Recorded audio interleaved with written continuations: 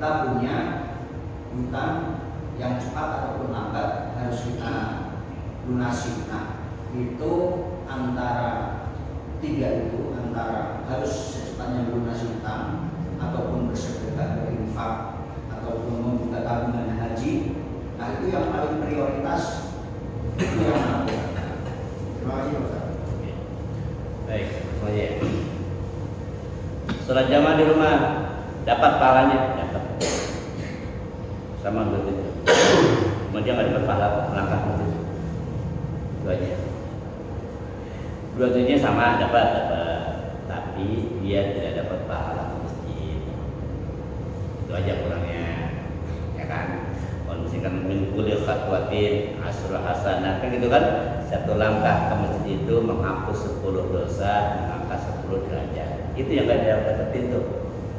Kalau masalah sholat jamaahnya dapat pahalanya, gitu kan? Nah, itu yang pertama. Yang kedua, sesekali memang isi harus diajak jamaah. Kasihan bini kita, anaknya satu terus, kan gitu kan? Sesekali. Kemudian juga kita sebagai evaluasi juga buat bini kita, nggak sembahyang, kan bisa dicek. Itu ya, itu soalnya jamaahnya dapat sama, hanya tidak dapat pahala masjid. Nah, kedua, antara hutang, sedekah sama haji, mana yang didahulukan? Kan gitu kan? Pertama dahulukan hutang. Hutang hukumnya wajib. Haji juga wajib sih. Tapi kita punya skala prioritas. Kalau hutang itu kita nggak bayar, yang ada pahala kita habis buat bayar hutang nanti di akhirat. Disebut dengan muflis. Apa sih muflis? Kata Rasulullah, muflis itu adalah orang yang bawa amal, gitu. Orang yang banyak bawa amal nanti ke hadapan Allah, namun amalnya habis buat gantiin salah satunya, gantiin hutang dan orang dijolimin itu habis. Lama-lama ketika palanya habis, dosa orang itu pindah ke kita, udah jatuh ketimpa tangga. Ini jangan sampai udah ibadah kagak, sholat kagak, puasa kagak, hutang banyak. Tuh repot. Gue mau ambil pahalanya kagak ada pahalanya. Akhirnya dikasih dosa. Nah, jadi mana yang didahulukan? Hutang dulu. Oke, ketika hutang sudah lunasi, antara haji sama sedekah nih, mana dulu? Ini dua hal yang berbeda. Dua hal berbeda. Haji tetap wajib. Walaupun orang sudah umroh berkali-kali, saya bilang orang yang sudah umroh berkali-kali, tiap bulan lah dia umroh gitu kan, tetap haji mah wajib. Tetap haji punya wajib. Walaupun dia udah umroh berulang-ulang kali.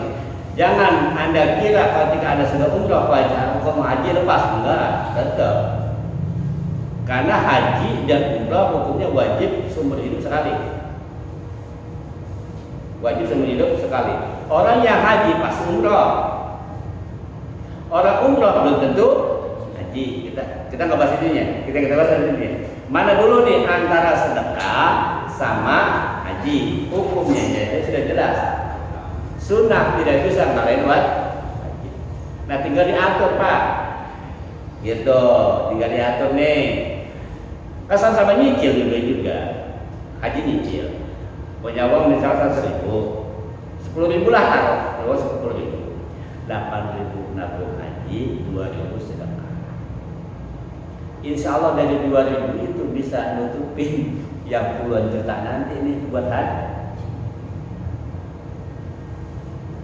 Yang penting siapin wadahnya dulu. Ngerti nggak maksudnya?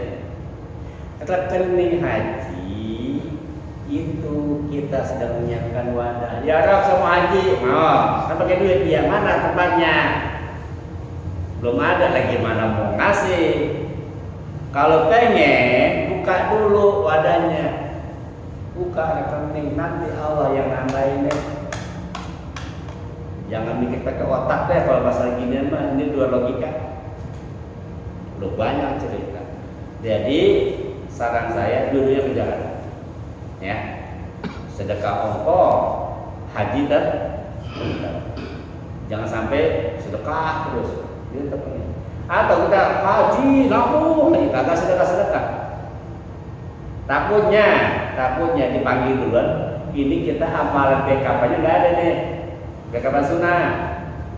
Karena salah satu pahala sedekah itu adalah membuat kuburan jadi, kan pahala sedekah jadi AC Pak di kuburan. Itu belum. Sedekah itu tusfaul bala, betul? Sedekah itu akan menjadi penghalang api neraka. Kan kita udah bahas tuh.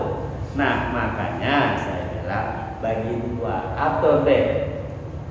Insya Allah mudah-mudahan kita sudah buka rekeningnya, sedekah jalan terus, Allah nanti akan isikan rekening kanan barokah dari sedekah. Jadi, baik, Mas Tepri. Saya pernah dengar foto baca itu